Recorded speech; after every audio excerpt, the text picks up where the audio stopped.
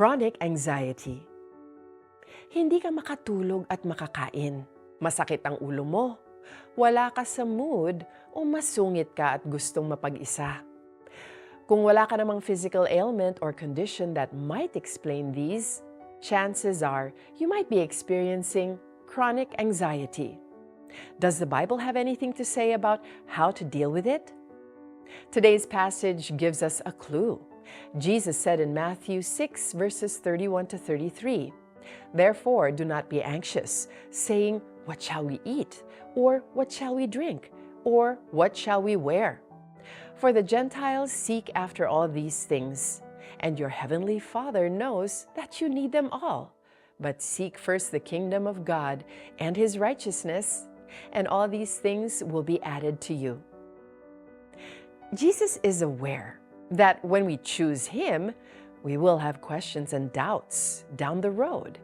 He assures His followers that though we choose God over money, we will not get hungry, nor go naked, nor parched, because God will supply all our needs. Para sa mga anak ng Diyos, hindi kailangang mawalan ng pag-asa at panghinaan ang loob. Again, don't miss His clear reminder. Do not be anxious. Do not be troubled.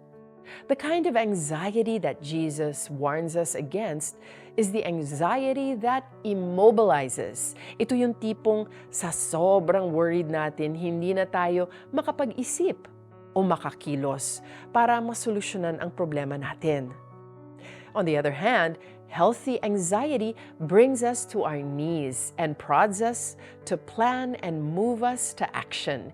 It's okay to ask for material blessings, but you don't have to pursue these the way unbelievers do. Why? Because we have a Heavenly Father who knows exactly what we need. Let's pray together. Lord, marami po akong alalahanin ngayon. Marami pong pinansyal na pangangailangan ang pamilya ko. Tulungan po ninyo akong manalig lalo sa inyo at huwag magpanik. Ituro po ninyo sa akin ang tamang landas. In Jesus' name, I pray. Amen and amen. Alalahanin ang mga pagkakataon noon na akala mo ay kapos ka sa pangangailangan mo pero nag-provide ang Lord sa iyo. Start your prayer with, "Lord, did you not?" And then say what He provided for you in the past to help you recall. Kaya't huwag kayong mag-alala na baka kayo kapusin sa pagkain, inumin o damit. Hindi ba't ang mga hintil ang nababahala tungkol sa mga bagay na ito? Alam na ng iyong Ama na nasa langit na kailangan ninyo ang lahat ng ito. Ngunit higit sa lahat ay bigyang halaga ninyo ang kaharian ng Diyos at ang pamumuhay ng ayon sa Kanyang kalooban at ibibigay niya sa inyo ang lahat ng mga bagay na ito. Mateo 6 verses 31 to 33. May the Lord bless you always. I'm Joyce Burton Titular.